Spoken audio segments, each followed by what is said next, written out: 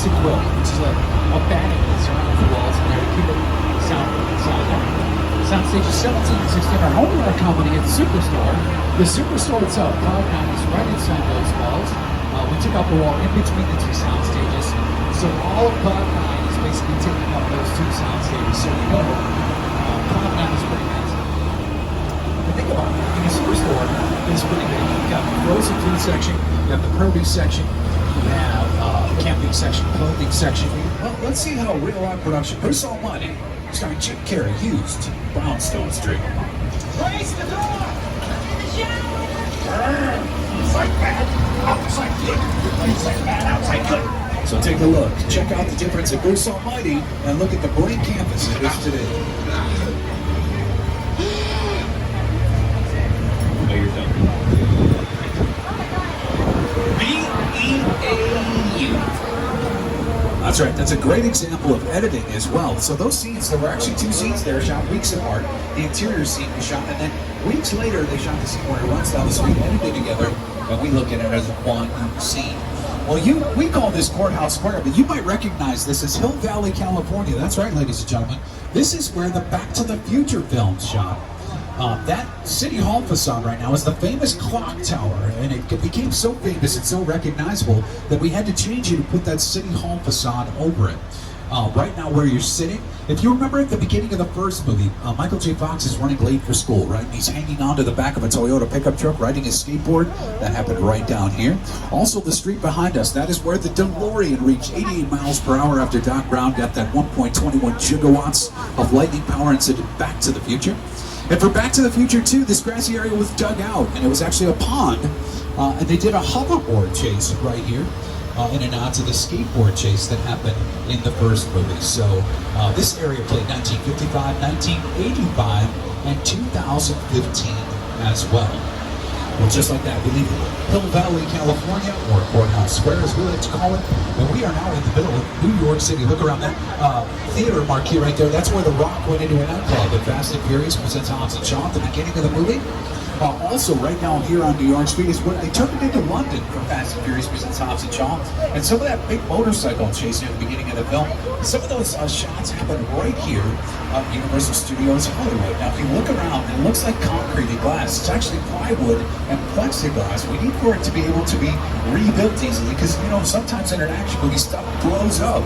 So we give you the illusion of concrete, the illusion of glass. It's a lot easier to re-plywood a building than to actually re-pour cement. But you know who knows a little bit more about working in New York than even I do? He's back, ladies and gentlemen. Our co-host, please welcome the Jid Side. We start with Kid from the 2008 version of Knight Rider that was voiced by Val Kilmer. Magnum PI's Ferrari. And then remember, we were on Courthouse Square or Hill Valley. These are some vehicles from Back to the Future, Back to the Future 2. And you talk about time travel. How about these vehicles from the Flintstones? Meet the Flintstones. They're a modern Stones, but never mind, I'll stop saying it. And it wouldn't be Universal Picture Car Row without a selection of Fast and Furious vehicles. Now, Fast 9 is in production, starring Vin Diesel. And check out that Jurassic World gyrosphere. Jurassic World 3 is starting production, and they're bringing back some of the original cast. Dr. Ellie Sadler is being played by Laura Dern. She's returning. Dr. Ian Malcolm, played by Jeff Goldblum. And Dr. Grant, played by Sam Neill, all are returning for Jurassic Park 3, starring Bryce Dallas Howard and Chris Pratt. But for me, I mean, like we just said, the originals are coming back. Jurassic World starts in Jurassic Park. Welcome to Jurassic Park.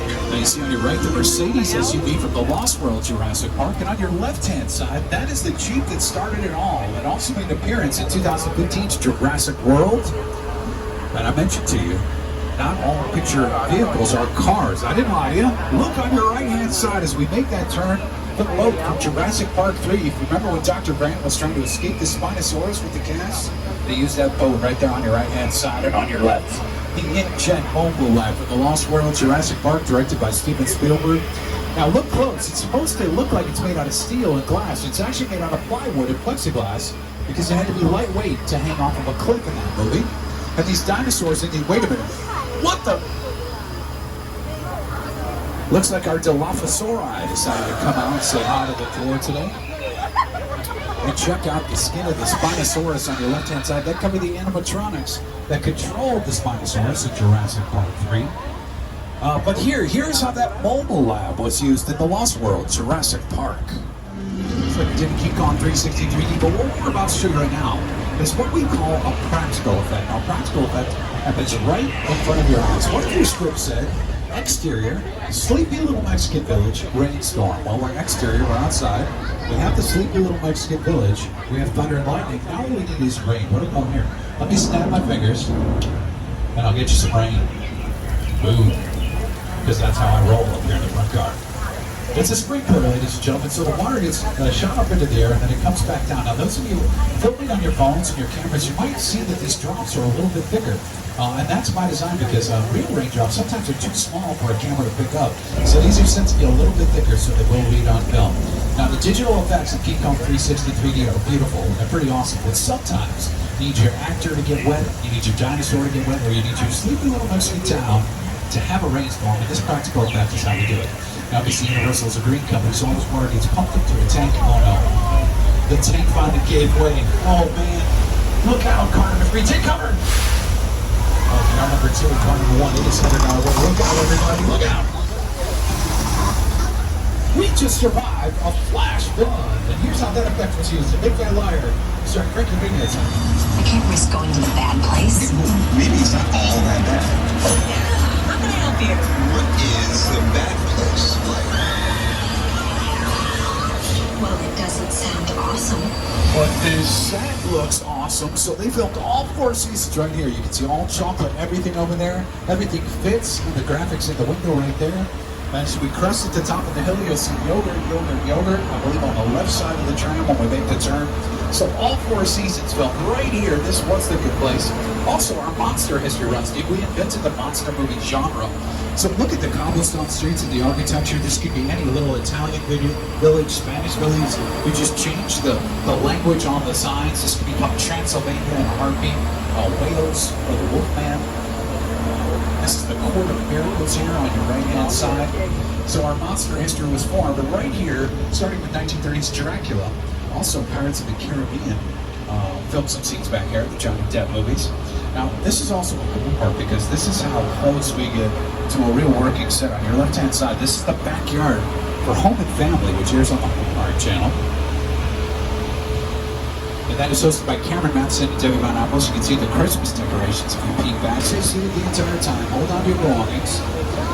You'll notice this is a San Francisco subway station, but above us is a San Francisco city streets. And when they're done filming down here, they go right upstairs and film their city street scenes right upstairs above us. Now, just a little California shake here, everybody. Good the deal. So you notice the payphones there. All right, ladies and gentlemen, my screens have been knocked out. Stay seated, stay calm, and Chief will get us out of here as soon as it's safe to do so. Car number 1 look behind us and see what's going on.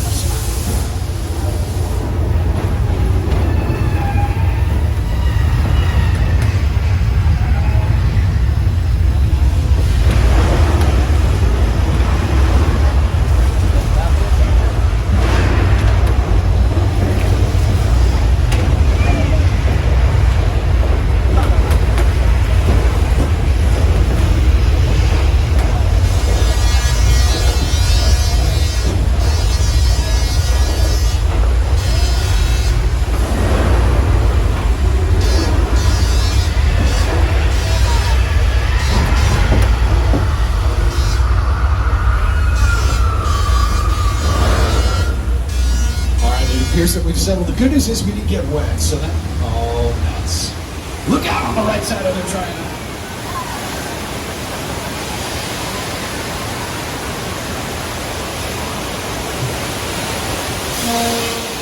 We just survived earthquake, the big one. Give yourself some round of applause. That was Venturati at 8.3 on the Richter scale. I've had a lot of tours, but not with as much composure as you guys have. So, my movies like Events of the Whorehouse in Texas, starring Dolly Parton and Burt Reynolds. Also for my music fans on board, LMFAO filmed their music video, Sorry for Party Rockin', right there at the Chicken Ranch. You see more examples of our facades right back here on your right-hand side as well. Well, we're turning onto Colonial Street. Now look, you might know it better as Wisteria Lane. That's right, this is where the ladies of Desperate Housewives lived and worked for 8 seasons on ABC. Look around, this is like basically having a full functioning neighborhood to yourself. These are, of course, our practical sets. You can film outside and inside. They have working upstairs, downstairs. So it basically is having control of an entire neighborhood to yourself. And I would argue it's almost having control of 2 streets because we have this straightaway here.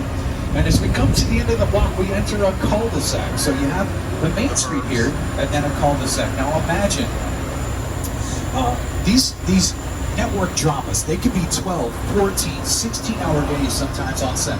Now, remember also the base camp. Remember we passed those? Imagine this coming into your neighborhood. The electrical truck, the prop truck, the hair and makeup truck, the wardrobe truck, all those RVs for the stars, that would come into your neighborhood or into a real neighborhood, and they would have to park somewhere. They need to set up their generators to draw electric. And then what if the neighbor turns on the sprinklers or a plane flies overhead? You have to stop so you can get clean sound on the production. Well, controlling this neighborhood made those 12, 14-hour days a lot shorter. Now, the Desperate Housewives were not the only production to film back here.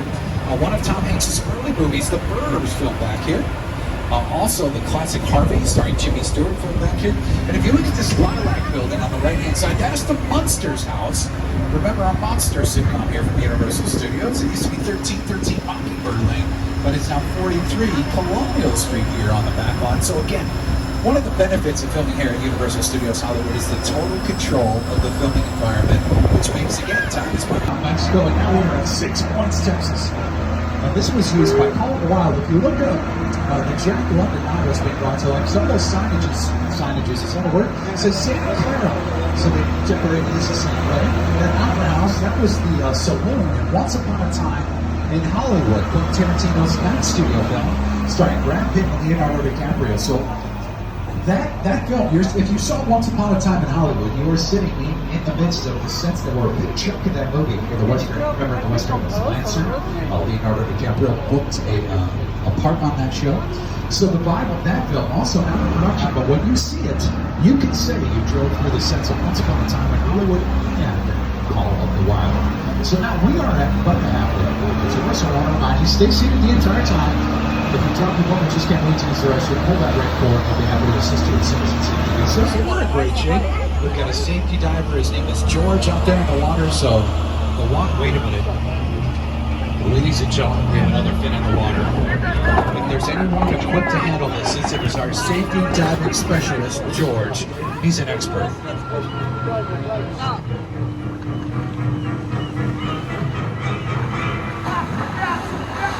Brilliant. George is using the splash and scream technique to scare off the shark. He's got a lot of guts being out there. Oh, Lord, there they are.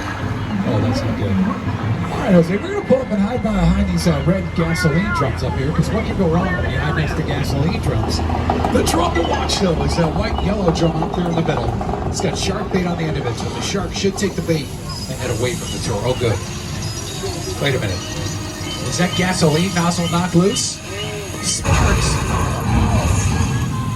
All right, well, we are in our fire protocol right now. Jose can't pull up until these flames die down. But the good news is I'm sure this fire scared away the shark.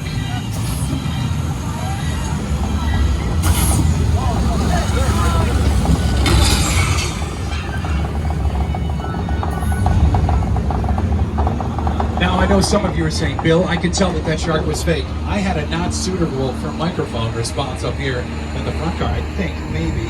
I'm not sure. Who do we get car number 2? Anybody? Car number 3, who'd we get? Nobody got caught by the shark? You're all liars. You're lying. It's a good shark. And it's the only great white in captivity that does the backstroke, ladies and gentlemen. So, boom. Price of admission covered right there. Now, to bring the residents of Whoville to life, Whoville itself used 2 million linear feet of styrofoam. They used 9 football fields worth of snow to make this Christmas classic, well, Christmassy. Gotta have snow to be Christmassy. Now, the residents of Whoville did not like having the Grinch as their neighbor, but it has not gotten any better for them because now they live next to Norman Bates at the Bates Hotel. 12 vacancies, 12 rooms. You can see the original Psycho. Whoa. Ladies and gentlemen, Norman's home. He's probably just cleaning out the office, you know, as we do, spring and fall cleaning, just to make it nice for the next guests.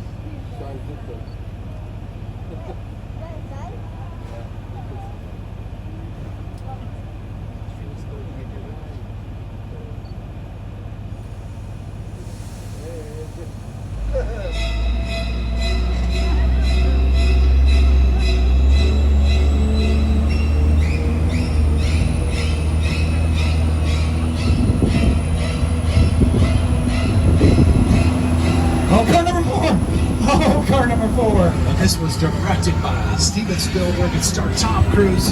This set is rivaled in size only by the sets from the Titanic and the Ten Commandments. Check this out. Yeah, have your cameras on. But here is Steven Spielberg and his production designer Rick Carter dreaming up this massive set for War of the Worlds.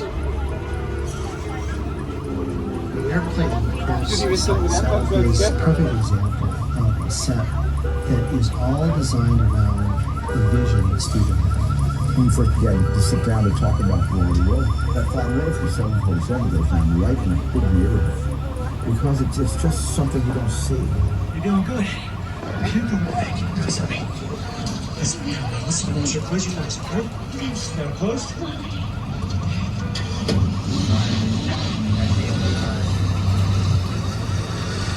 Robbie, get in. Get in. Yeah, since they're getting out of here, we're getting out of here as well, and we are about 10 minutes away from returning to the theme park. Please stay seated the entire time, and remember to pull that red cord above your head if you need my assistance. Now, that plane is massive, but it only made gallons of water.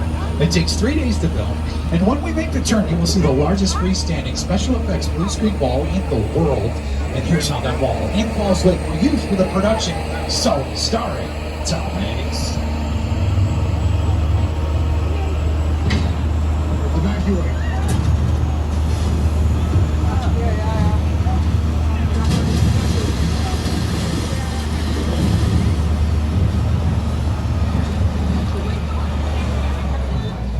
All right, I'm going to pause right here. The plane was really out there. The actors on the wings are real, and the New York City skyline is what went over the blue screen in post-production.